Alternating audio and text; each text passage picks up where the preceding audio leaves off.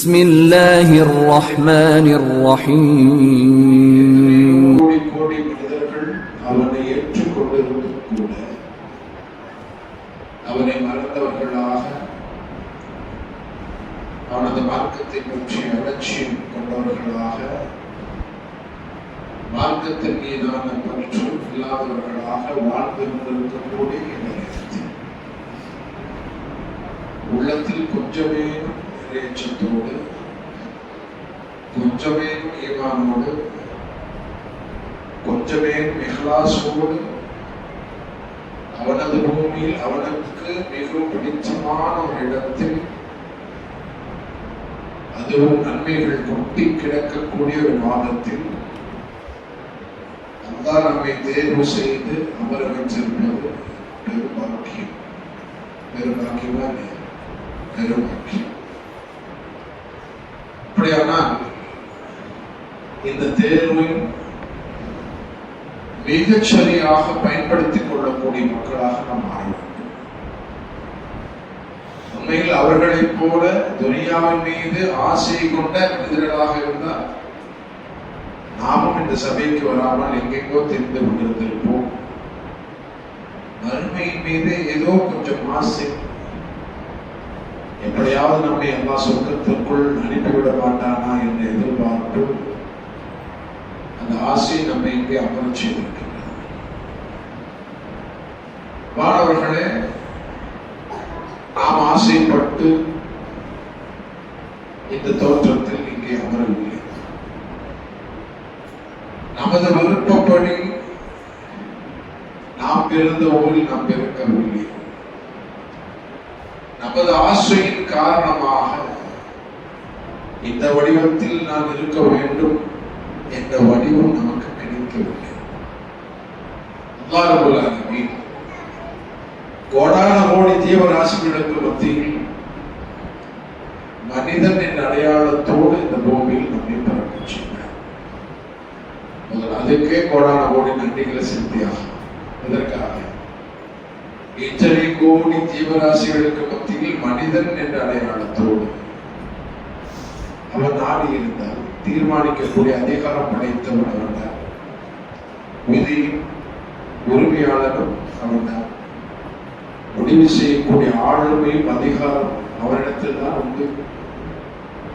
அப்படி அவனது விதியில் அவனது தீர்மானத்தில் அவனது விதியில் நம்மை ஒரு குசுவா, ஒரு பூனையா, ஒரு பட்டாம்பூச்சியா, இங்கே தெரிந்து கொண்டிருக்கக்கூடிய ஒரு பல்லியாக நாம் தெரியாத விதத்தில் செல்லுகின்ற பொழுது நமது இருசக்கர வாகனத்தில் அடிபட்டு சட்டென்று செத்து போகக்கூடிய ஒரு தவளையாக அதான் படைத்திருந்தார். அது அப்படி படைக்காமல் சுபஹானல்லாஹ் மனிதன் என்ற ஒரு இஸ்ஸத்தோடு இந்த பூமியில் நம்மை படைத்திருக்கின்றார். அந்த அடிப்படையில் கூட நாம் ஆசைப்பட்டு இந்த பிறப்பு நமக்கு கிடைக்கவில்லை. பேரன்பானவர்களே, மிகச்சிறந்த ஒரு மாதத்தை அல்லாஹ் தந்திருக்கின்றார். முன் சென்றவர்கள் மீது கடமையாக்கப்பட்ட நோன்பை அல்லாஹ் நம் மீது கடமையாக்கினார். يا أيها الذين آمنوا كتب عليكم الصيام كما كتب على الذين من قبلكم. உங்களுக்கு முன் இருந்தவர்கள் மீது கடமையாக்கப்பட்டதை போலவே இந்த நோன்பு உங்கள் மீதும் கடமையாக்கப்பட்டது. எதற்காக, எந்த நோக்கத்திற்காக? ஒரே நோக்கம்தான், லஅல்லகும் தத்தகூன். நீங்கள் இறையச்சமுடையவர்களாக மாறக்கூடும். ஒரு வாய்ப்பு உண்டு என்று மீண்டும் அல்லாஹ் ஒரு வாய்ப்பை வழங்கியிருக்கின்றார். காரணம் அன்பானவர்களே, இன்றைய தினம் கூட ஒரு மரணச்செய்தியை கேட்டவர்களாகத்தான் நாம் இந்த பூமியிலே வாழ்ந்து கொண்டிருக்கிறோம். நேற்று 3 மரணச்செய்திகள், நேற்றைய முன்தினம் 2 மரணச்செய்திகள். நம்மோடு இந்த பூமியில் ரமதானுக்கு முன் வாழ்ந்தவர்கள் கூட, இந்த பூமியில் உயிரோடு நடமாடி கொண்டிருந்தவர்கள் கூட மண்ணுக்குள் புதைந்து போயிருக்க, கபர் குழிக்குள் அவர்கள் புதைக்கப்பட்டிருக்க, நாமே கடந்த வாரத்தில் யாரையாவது மண்ணுக்குள் இறக்கி இருக்க, அல்லாஹ் நம்மை மண்ணுக்கு மேலே நடமாட செய்திருக்கின்றானே, என்ன காரணமாக இருக்கும்? என்ன காரணமாக இருக்கும்? துனியாவின் மீது ஆசை கொண்டு அலங்கோலமாக தான் தொண்டித்தனமாக இந்த பூமியில் திரிவதற்காக அல்ல என்பது விட்டு வைத்திருப்பது எதற்காக? நாம் நினைத்துக் கொண்டிருப்பதை போல என்ன எல்லா விதமான வாழ்க்கையும் அனுபவித்து அலங்காரமான வாழ்க்கை அனுபவிக்க வேண்டும் என்ற எண்ணத்துக்காக அதான் நம்மை விட்டு வைக்கவில்லை. மாறாக இந்த பூமியில் இதுவரை நீ வாழ்ந்த வாழ்க்கையில் நிறைய பாவங்களை செய்திருப்பாய், நிறைய தவறுகளை இழைத்திருப்பாய், நிறைய குற்றங்களை புரிந்திருப்பாய், அல்லாஹ்வுக்கு விரும்பாத காரியங்களில் ஈடுபட்டிருப்பாய், மார்க்கம் அனுமதிக்காத காரியத்தை செய்திருப்பாய். உனது கணக்கில் நிறைய பாவ கணக்குகள் பதிவு செய்யப்பட்டிருக்கும். அதை அழித்து ஒழிப்பதற்குண்டான துணை செறிவதற்குண்டான ஒரு வாய்ப்பு மீண்டும் பயன்படுத்திக் கொள்வோமா? முதல் நாளிலே நுழைந்து இரண்டாவது நோன்பை எதிர்பார்த்து கொண்டிருக்கக்கூடிய மக்களாக அப்படி அல்லாஹ் படைத்த இந்த மனிதர்களுடைய பண்புகள் அல்லாஹ் பல குணங்களோடு பல பண்புகளோடு தான் இந்த மனித கூட்டத்தை படைத்திருக்கிறார். இந்த மனிதனுக்கு இருக்கக்கூடிய இந்த பண்புகள் நிறைய என்ன நிறைய அவனத்தில் இருக்கக்கூடிய பண்புகள் எல்லா விதத்திலும் மிருகங்களுக்கு மிக சொற்பமான குணங்களைத்தான் அல்லாஹ் கொடுத்திருக்கின்றார். ஒரு ஆட்டுக்கு முன்னாடி போய் கொஞ்சம் சிரிச்சு காட்டுன்னா ஆடு சிரிக்காது. ஒரு கழுதைக்கு முன்னாடி போய் கொஞ்சம் அழுது காட்டுன்னா கழுது ஆடாது. மிருகங்களுக்கு இருக்கக்கூடிய பண்புகள் படைத்தார். நமக்கு தான் அன்பானவர்களே அன்பு, பாசம், நேசம், காதல், ஆசை, காமம், கோபம், இரக்கம், கருணை, மன்னிப்பு, தற்பெருமை, பணிவு, இச்சை, என்ன விசாலமான மனது, தாராளமான மனது, கஞ்சத்தனமான மனது, என்ன பகைமை, வெறுப்பு என்ற நூற்றுக்கணக்கான குணங்களோடு அல்லாஹ்வுடைய பூமியில் தெரிந்து கொண்டிருக்கின்றோம். அந்த நூற்றுக்கணக்கான ஒரு பண்பு ஒன்றுதான் ஆசை. ஒரு பண்புதான் ஆசை. ஆசையற்ற மனிதர்கள் இந்த பூமியில் இல்லை. உளவியல் என்ன? ஆசைகள் இல்லாத மனிதர்களே இந்த பூமியில் இல்லை. ஆசை இல்லாமல் இருந்தால் ஒரு மனிதனே இல்லை, அது சாத்தியமும் இல்லை. ஆசை இல்லாமல் இருந்தால் ஒரு சின்ன இருக்கணும், வழக்காக இருக்கணும். என்ன ஒரு மனிதன் சொல்றாச்சு, தத்துவார்த்தமான ஒரு வார்த்தை, தத்துவார்த்தமான ஒரு சொல், ஆசைகள் இல்லாம நான் இந்த பூமியில் வாழ்வேன் என்று ஒரு மனிதன் சொல்வானே ஆனால் சொல்றான்னு வச்சுக்கிறீங்களா?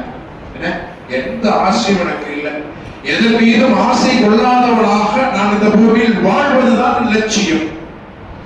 இந்த லட்சியம் என்பதை எப்படி பார்த்தீங்கன்னா, இந்த பூமியில் ஆசைகளே இல்லாமல் வாழ்வதுதான் எனது ஆசை. புரிஞ்சுங்களா? புரிஞ்சுதா? ஆசைகளே இல்லாமல் வாழ்வதுதான் என் லட்சியம் என்று சொல்றேன். என்ன நான் இந்த பூமியில் எந்த ஆசைகளும் இல்லாமல் வாழ்வதுதான் எனது ஆசை. அங்கே ஒரு ஆசை வந்துருச்சு. அப்படியாக ஆசைகள் இல்லாத மனிதர்களே இல்லை. ஆனால் அந்த ஆசைகள் எப்படி இருக்க வேண்டும் என்றுதான் மார்க்கம் நம்மை பண்படுத்துகின்றது.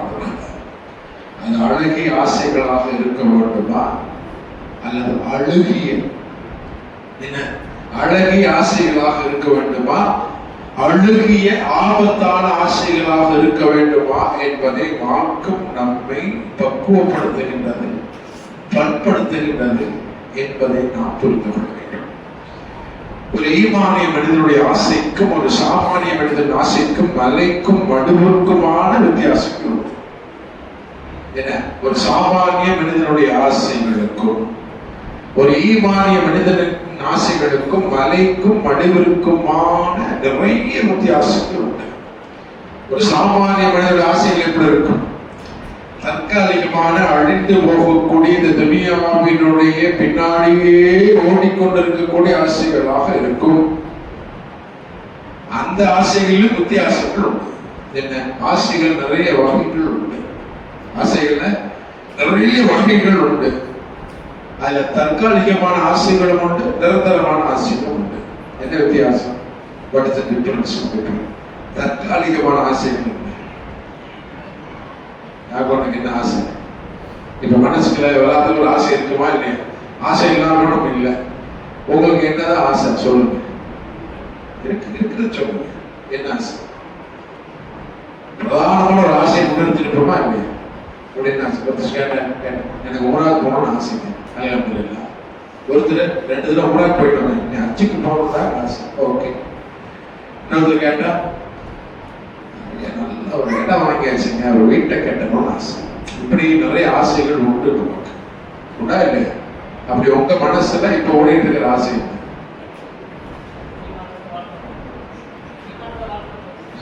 சலாம் என்ன ஆசை? ஆசையே இல்லையா? ரஷீத், ஃபைசல், யூசுப், பாபா, ஆசைகள் எல்லாருக்கும் உண்டு. அதில் தற்காலிகமான ஆசைகள் உண்டு, நிரந்தரமான ஆசைகள் உண்டு. தற்காலிகமான ஆசைகளை நிறைய வடிவங்கள் இருக்கு. நிறைய வடிவங்கள் வரும். காலையிலிருந்து சாயந்தரம் வரைக்கும் ஓடாம நிக்காம ஓடிட்டே இருந்தாச்சு. பசி, கடுமையான பசி. என்ன கடுமையான பசி? அப்படி கடுமையான பசியோடு இருக்கக்கூடிய மனிதன்கிட்ட போய் அப்ப உங்களுக்கு என்ன வேணும்னு கேட்டா என்ன சொல்லுவோம்? ஏதாவது தாகத்திற்கு தண்ணியோ சாப்பிடுறதுக்கு ஒரு சாப்பாடா வேணும். அதுதான் அவனுக்கு அப்போதைய ஆசையாக இருக்கும். அந்த ஆசைகளும் மாறிக்கொண்டே இருக்கும். என்ன அந்த தற்காலிகமான ஆசை பாருங்க. திங்கட்கிழமை பிரியாணி, செவ்வாய்க்கிழமை பிரியாணி சாப்பிட்டாச்சு, புதன்கிழமை பிரியாணி சாப்பிட்டாச்சு, வியாழக்கிழமை பிரியாணி நீங்க ஆசை வரும் வராது. உணவில் ஆசைகள் மாறிக்கொண்டே இருக்கும். நாம வாழ்ற காலத்துல சவர்மாலாம் இல்லை. இன்னைக்கு டக்குன்னு ஓடிட்டு இருக்க என்னப்பா வேணும், எனக்கு சவர்மா வாங்கிட்டாங்க. உணவில் ஆசைகள் மாறிக்கொண்டே இருக்கும், உடைகளில் ஆசைகள் மாறிக்கொண்டே இருக்கும், நம்முடைய லைஃப் ஸ்டைல் ஆசைகள் மாறிக்கொண்டே இருக்கும். அப்படி தற்காலிகமான ஆசைகள் நிறைய உண்டு, நிரந்தரமான ஆசைகளும் உண்டு. என்ன நிரந்தரமான ஆசை? உலகியல் சார்ந்து, துனியா சார்ந்த ஒரு மனிதன் ஆசை கேட்டோம். நல்ல வாகனம் வாங்கணும். என்ன வழியில நிக்கக்கூடிய காரெல்லாம் வாங்கக்கூடாது. ஊட்டிக்கு போகும்போது அந்த காரை நிக்க கூடாது. நல்ல ஒரு வாகனமா இருக்கணும். சரிங்களா? நல்ல ஒரு ஸ்டைலாக இருக்கணும். பார்த்துட்டு போகும்போது இந்த ஆசைகளை ஏற்ற இறக்கங்களும் இருக்கும். பார்த்துருக்கீங்களா? நபிகள் நாயகம் ஸல்லல்லாஹு அலைஹி வஸல்லம் அவர்கள் சொன்ன செய்தி, உனக்கு கீழே உள்ளவங்களை பார்த்துக்கங்க. இதுல துனியாவுடைய விஷயம். அதன் மூலமாக உனக்கு மேல் உள்ளவர்களை பார்த்து பார்த்து பார்த்து உன்னுடைய ஆசைகளை பேராசைகளாக மாற்றிக் கொள்ளாமல் இருப்பதற்குண்டான சூட்சுமத்தை அல்லாஹ்வுடைய தூதர் முஹம்மது நபிகள் நாயகம் ஸல்லல்லாஹு அலைஹி வஸல்லம் அவர்கள் கற்றுத் தர்றாங்க. என்ன உலகில் சார்ந்த விஷயங்களை யாரை பார்க்கணும்? யாரை பார்க்கணும்? பைக்கில் போறவன் பெரிய ஸ்கார்பியோ கார்ல போற கூட பார்க்கணும். சைக்கிள்ல போறவங்களை பார்த்து அல்லாஹ் நம்மை ஒரு நல்ல நிலையிலே வைத்திருக்கிறான் என்று நினைத்துக் கொள்ள வேண்டும். என்ன நடந்து போகக்கூடிய நிலையில் இருக்கக்கூடிய, ஓடக்கூடிய நிலையில் இருக்கக்கூடியவன், வழியிலே இருக்கக்கூடிய கால் ஊனமற்ற ஒரு மனிதனை பார்த்து திருப்தி அடைந்து கொள்ள வேண்டும். அல்லாஹ் என்னை நல்ல திடகாத்திரமான ஒரு மனிதனாக கால்களில் நடக்கக்கூடிய அளவிற்கு என்னை படைத்திருக்கின்றானே என்று கீழ் உள்ளவர்கள். மேல உள்ளவங்களை எப்ப பார்க்கணும்? எந்த தரத்துல பார்க்கணும்? யாரை பார்க்கணும்? ஈமானோடு, இறையச்சத்தோடு, இறை நினைவோடு, இபாதத்தோடு, அல்லாஹ்வுடைய மார்க்க அடையாளத்தோடு, நல்ல பண்புகளோடு இந்த பூமியில் வாழக்கூடிய மனிதர்கள். நாம் அந்த கம்பெனிஷனுக்கு போகவே மாட்டோம். 4 நாள் ஃபஜ்ருக்கு வர மாட்டோம். 5 நாள் ஃபஜ்ருக்கு வந்துட்டோம்னா அப்படி சுத்தி பார்ப்போம். யாரு ஃபஜ்ருக்கு வந்துருக்காங்க? அவரு வரல, இவரு வரல. அதுக்கு முதல் 4 நாள் வந்தே இருக்க மாட்டோம் ஃபஜ்ருக்கு. நம்முடைய கம்பேரிசன், நம்முடைய ஒப்பீடு இல்லாமே பாடவர்களே என்ன துனியா ரீதியில நமக்கு மேல உள்ளவங்களா பார்த்து ஆசைப்பட்டுறது. ஆனால் ஒரு ஈமானிய மனிதனுடைய ஆசை, நான் அவரை போல அவரை போல அவரை போல அவரை போல என்று அல்லாஹ்வுடைய தூதர்களையும் இந்த மார்க்கத்திற்காக தியாகம் செய்த சஹாபாக்களை போல நான் வாழ வேண்டும் என்று ஆசைப்பட வேண்டும். அதுதான் மறுமை மீதான ஆசை. இப்ப நோக்கம் அலேஸ் ஆசை, லட்சியம் மீனிங் ஆசை என்னவாக இருக்கணும்? அது ஆரம்பத்தில் சொன்னதை போல ஒரு சாமானிய மனிதனுக்கும் ஈமானிய மனிதனுக்கும் உள்ள ஆசை. இந்த சாமானிய மனித உலகத்தில் கிடைக்கக்கூடிய அற்பமான சந்தோஷமான வாழ்க்கையை முன்னிறுத்தி மட்டுமே தனது நாட்களை கழிக்கக்கூடியவனாக இருப்பான். ஈமானிய மனிதன் அல்லாஹ் சொல்லுது, வாமை யுரிது ஸவாப துன்யா நூதிஹி மின்ஹா வமை யுரிது ஸவாபல் ஆখিরাতি நூதிஹி மின்ஹா. இந்த உலகத்தை யார் நோக்கமாக கொள்வார்களோ நாம் அவர்களுக்கு கொடுப்போம். கொடுப்போம். யார் மறுமையை என்னை நோக்கமாக கொள்வார்களோ நாம் அவர்களுக்கு கொடுப்போம். இந்த துனியாவின் மீது ஆசைப்படக்கூடிய மனிதர்களுக்கு அத்தனை கொடுப்போம். இந்த துனியால எவனாக இந்த ஆட்சி அதிகாரத்துக்கு ஆசைப்படுறானா, அழகான பெண்களுக்கு ஆசைப்படுறானா, பொருளாதாரத்துக்கு ஆசைப்படுகிறானா, எல்லா விதமான இந்த உலகத்தில் கிடைக்கக்கூடிய அத்துணை அலங்காரங்களுக்கும் ஆசைப்படுகின்றானா, ஆசைப்படக்கூடிய மனிதனுக்கு அதான் கொடுப்பான். கொடுப்பது அதான் தானே, கொடுப்பது அதான் தானே. ஆட்சி அதிகாரத்தை நாமே அவர்களுக்கு வழங்குகின்றோம். இந்த இடத்தில் தான் நாம் மாறுபட வேண்டும். ஏமாந்து ஆசைகள் எப்படி இருக்க வேண்டும்? எப்படி இருக்க வேண்டும்? மறுமையை நோக்கியதாக இருக்க வேண்டும்.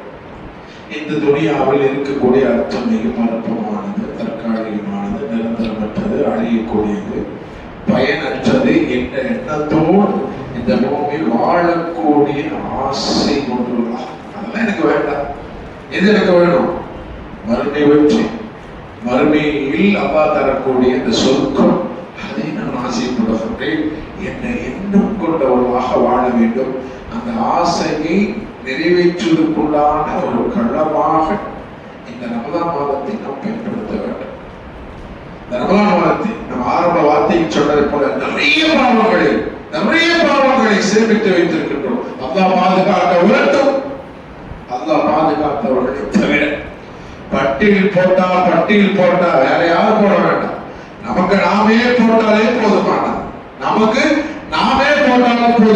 என்னென்ன பாவங்களை செய்தோம் என்ற பட்டியலை நாம போட்டா என்ன, வேற யாரும் போட வேண்டிய அவசியம் இல்லை. பாவங்களே, அந்த பாவ கரைகளை துடைப்பதற்குண்டான, அதற்கான பாவ மன்னிப்பு கேட்பதற்குண்டான ஒரு மாதமாக இந்த மாதத்தை நாம் அமைத்துக் கொள்ள வேண்டும். இறையச்சத்தை தக்க வைத்துக் கொள்ளக்கூடிய மாதமாக ஆக்கிக் கொள்ள வேண்டும். ஷைத்தானுக்கு விலங்கிடப்பட்ட இந்த மாதத்தை, நரகத்தின் வாசல்கள் அடைக்கப்பட்ட இந்த மாதத்தை, சொர்க்கத்தின் வாசல்கள் திறக்கப்பட்ட இந்த மாதத்தை என்ன நானே கூலி தருவேன் என்று அல்லாஹ் சொன்ன இந்த மாதத்தை நல்ல பயனுள்ள மாதமாக கழிப்பதற்கு நாம் தயாராக இல்லை என்று சொன்னால், நம்மை விட கை செய்யப்பட்டவர்கள், நம்மை விட நஷ்டவாளிகள் யாரும் இல்லை என்பதை அறிந்து, புரிந்து, தெரிந்து, தெளிந்து, உணர்ந்து இன்ஷா அல்லாஹ் மிச்ச பல நாட்களை கழிப்போம். 3 நாள் இன்னைக்கு காமனா இன்ட்ரடக்ஷன் முடிச்சிடும்.